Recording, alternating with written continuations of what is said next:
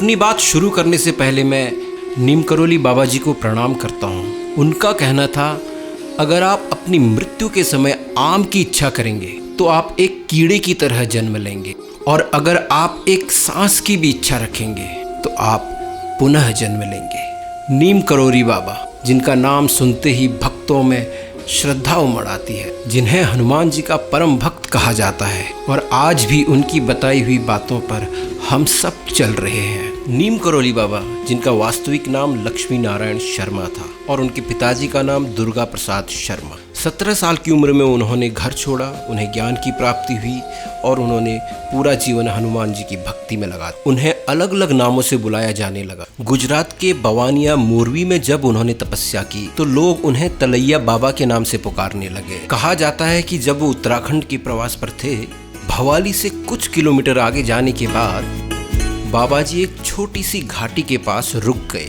और सड़क किनारे जो पैरापेट बनी होती है वहां पर बैठ गए। सामने पहाड़ी पर दिखाई दिए आदमी को आवाज दी, पूरन इधर आओ।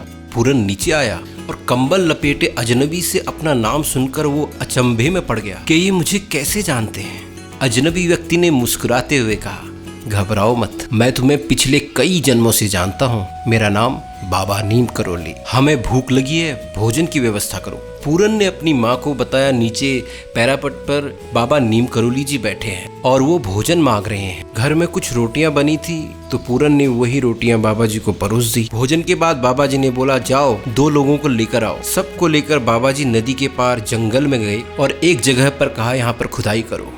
और जब खुदाई शुरू हुई तो गुफा मिली और उस गुफा में बाबा जी ने कहा, यहाँ पर धोनी है। जब लोग गुफा को खोदते चले गए तो ऐसा लगा कि धोनी अभी अभी किसी ने लगाई है। धोनी के पास में चिमटा भी गड़ा हुआ था। पूरन और गांव वाले हैरान हो गए कि उनकी पूरी जिंदगी बीत गई लेकिन उनको इसका पता नहीं चला। पत्थर के नीचे चिमटा, हवन कुंड, ये किसी साधारण आदमी को तो पता नहीं हो सकता। कंबल लपेटे ये कोई आम इंसान तो नहीं, महापुरुष है। लोग यही सोच रहे थे तो बाबा बोले, हमारे पास कोई चमत्कार वमत्कार नहीं है, अब यहाँ हनुमान जी बैठेंगे। बाबा जी ने नदी से पानी मंगाया और जगह का शुद्धिकरण किया और कुटिया नुमा एक जगह बना दी। कुछ दिन बाद बाबा जी ने पूरन को बताया कि ये सोमवारी बाबा जी की तपस्थली है, इसका पुनरुद्धार करना है। यही कुटिया आज कैंची धाम के नाम से प्रसिद्ध है। कैंची धाम की तरफ जो सड़क जा रही है वो कैंची की तरह 2 तीखे मोड़ की तरह दिखती है, इसीलिए ये जगह कैंची कहलाती है। नीम करोली बाबा हनुमान जी को बहुत मानते थे। उन्होंने अपने जीवन में हनुमान जी के 108 मंदिरों को बनवाया। बाबा जी के बारे में बताया जाता है कि उन्होंने हनुमान जी की भक्ति करके ही कई सिद्धियां हासिल की। वो किसी को भी अपने पैर नहीं छूने देते थे। ये नाम कैसे रखा गया? कहा जाता है कि बाबा जी एक बार बिना टिकट के फर्स्ट क्लास ट्रेन में सफर कर रहे थे और टीटी ने टिकट न होने पर उनको अगले स्टेशन पर उतार दिया। वो जगह थी नीम करोली। ट्रेन से उतरने के बाद बाबा वहीं ट्रेन के पास में जमीन पर बैठ गए। अधिकारी ने ट्रेन आगे बढ़ाने का इशारा किया, लेकिन कमाल की बात थी, ट्रेन 1 इंच भी आगे नहीं बढ़ी। लंबे टाइम तक परीक्षण करने के बाद भी कोई सोल्यूशन नहीं मिला तो सब परेशान हो गए। उस एरिया के मजिस्ट्रेट को जब इस बात का पता चला तो उन्होंने बोला कि बाबा जी को सम्मान के साथ ट्रेन में बिठाइए। ऐसा करते ही ट्रेन चल पड़ी। तभी से इनका नाम बाबा नीम करोली पड़ा। चारों ओर पहाड़ियाँ ही पहाड़ियाँ, खूबसूरत पहाड़ियाँ हैं। ज़्यादा से ज़्यादा 100 मीटर की दूरी पर आपको मंदिर दिखाई देगा।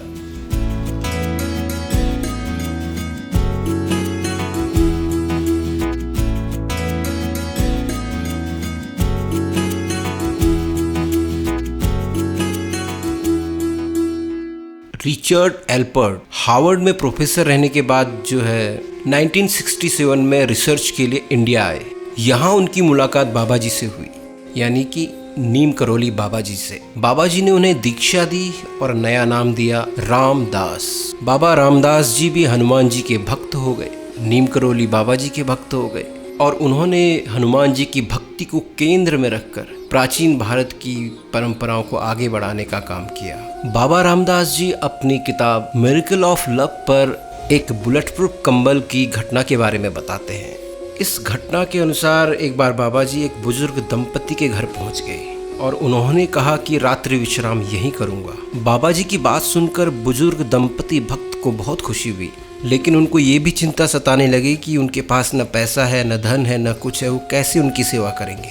उनके पास जो भी था उन्होंने बाबा जी को दिया और उनका सत्कार किया। भोजन के बाद उन्होंने बाबा जी को एक चारपाई दी, ओढ़ने के लिए कंबल दिया, जिसे ओढ़कर वो सो गए। इसके बाद बुजुर्ग दंपति भी उनके बगल में एक चारपाई थी, वहां पर सो गए। बाबा जी कंबल ओढ़कर सोए थे और करा रहे थे जैसे उनको कोई मार रहा है। बुजुर्ग दंपति सोच में पड़ गए कि बाबा जी को आखिर क्या हो गया। जैसे तैसे रात बीती और सुबह हुई और बाबा जी ने कंबल को लपेटा और बुजुर्ग दंपति को बोला, जाओ इसे गंगा में प्रवाहित कर दो, लेकिन इसे खोल कर मत देखना वरना मुसीबत में फंस जाओगे। बाबा जी ने कहा, आप चिंता मत करना, आपका बेटा महीने भर के अंदर वापस आ जाएगा। बाबा जी की आज्ञा का पालन करते हुए जब वो कंबल को प्रवाहित करने के लिए ले जा रहे थे तो उनको ऐसा लगा कि उसके अंदर कुछ लोहे का कुछ है, लेकिन बाबा जी ने तो खाली कंबल दिया था और मना भी किया था कि आपको देखना नहीं है। तो उन्होंने वही किया और कंबल को प्रवाहित कर दिया। बाबा जी के कहे अनुसार 1 महीने बाद बुजुर्ग दंपति का बेटा बर्मा फ्रंट से युद्ध पे गया हुआ था, वापस आ गया। ये उनका इकलौता बेटा था जो ब्रिटिश फौज में सैनिक था। बेटे को घर में पाकर बुजुर्ग दंपति का खुशी के मारे ठिकाना नहीं था, लेकिन बेटे ने जो बताया वो सुन के सब हैरान हो गए। बेटे ने बताया कि महीने भर पहले वो दुश्मनों के सामने घिर चुके थे, रात भर गोलीबारी चली, उसके सारे साथी मारे गए, लेकिन अकेले वो बच गया। बेटे ने कहा, मैं अकेले कैसे बच गया, ये चमत्कार कैसे हुआ? खूब गोलीबारियां हुई लेकिन एक भी गोली मुझे नहीं लगी। रात भर वो दुश्मनों से लड़ता रहा और जिंदा बच गया। इसके बाद ब्रिटिश फौज की जब टुकड़ी आई वो उसे लेकर गई। ये वही रात थी जिस दिन नीम करोली बाबा उनके घर आए थे, रुके थे और बुजुर्ग दंपति बाबा जी का चमत्कार समझ चुके थे कि क्यों उन्होंने कहा था कि कंबल को जाकर प्रवाहित कर दो। यही कारण है कि बाबा रामदास जी ने अपनी बुक मिरेकल ऑफ लव में इस कंबल को बुलेट प्रूफ कंबल बोला है। गर्मियों के टाइम पे यहाँ पर बहुत भीड़ रहती है। आइए दर्शन करते हैं। आज भी कैची धाम में बाबा के जो भक्त हैं वो इस कंबल को चढ़ाते हैं और बाबा जी खुद भी इस कंबल को ओढ़ा करते थे। रिचर्ड एल्पर्ट आगे अपनी किताब में लिखते हैं, एक बार कैची धाम में भंडारा चल रहा था, लेकिन अचानक से वहाँ घी कम पड़ गया और लोग परेशान हो गए। जब बाबा जी को ये बात पता चली तो उन्होंने लोगों से कहा कि नदी से घी के कनस्तरों में पानी भर के लाइए।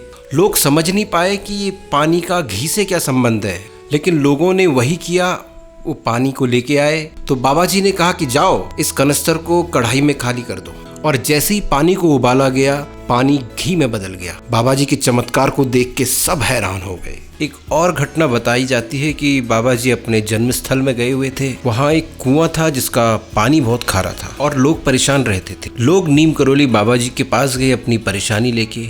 कहते हैं उस कुएं के पानी को बाबा जी ने मीठा बना दिया, पीने योग्य बना दिया।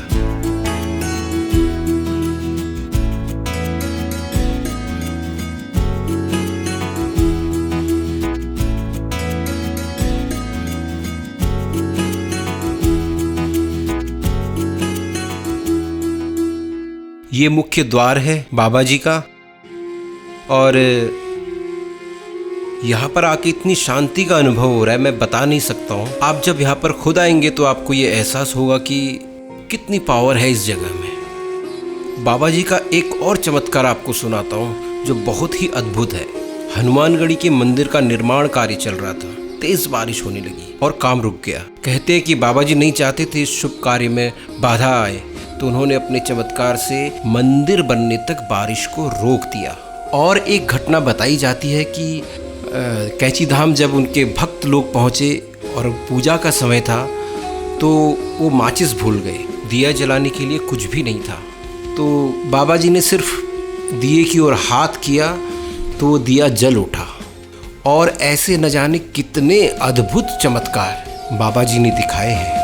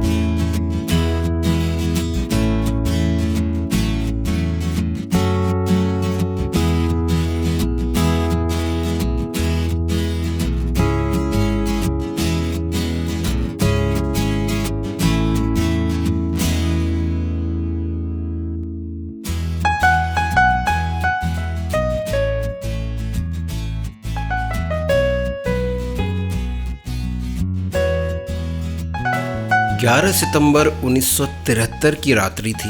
बाबा जी वृंदावन में थे। उनकी तबीयत खराब थी। हॉस्पिटल में एडमिट कराया गया। बताया जाता है कि डॉक्टर्स उन्हें ऑक्सीजन मास्क लगाना चाह रहे थे। उन्होंने मना कर दिया।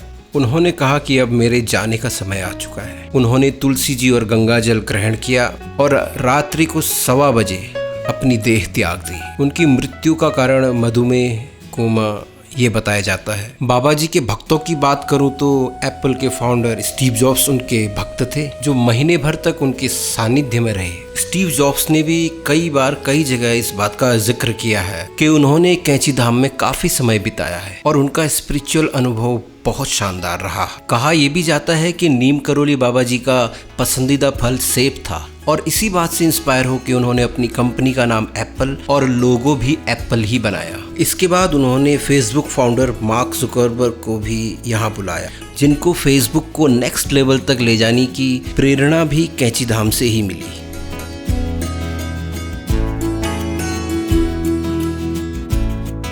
यहाँ तक कि हॉलीवुड की फेमस एक्ट्रेस जूलिया रॉबर्ट्स, जिन्होंने सिर्फ बाबा जी की तस्वीर देखी और उनका मन परिवर्तित हो गया था, जिसके बाद उन्होंने हिंदुइज्म को पढ़ना शुरू कर दिया था। और मशहूर क्रिकेटर विराट कोहली और अनुष्का शर्मा भी यहाँ पर आए हैं। इन सब का मानना है कि इस धाम पर आने के बाद उनका जीवन पूरी तरह बदल गया।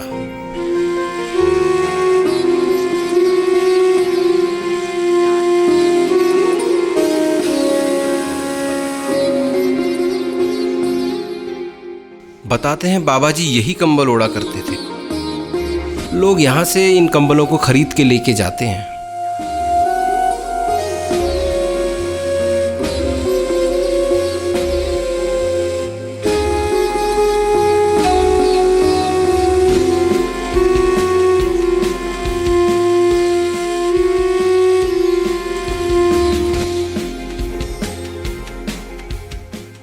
प्रसिद्धि आपको कीमती बना देती है। मंदिरों धामों में लोग भक्ति भाव के लिए आते हैं, अपनी आत्मा को शांति के लिए आते हैं, दिल और दिमाग को शांत करने के लिए आते हैं। लेकिन जब वो यहाँ पे पहुंचकर देखते हैं कि सब कुछ इतना महंगा है, सारा ही कुछ इतना महंगा है, तो इकोनॉमिकली वो कमज़ोर पड़ जाते हैं। आम आदमी के लिए ये बहुत कठिन हो जाता है, क्योंकि लोग दूर दूर से आते हैं।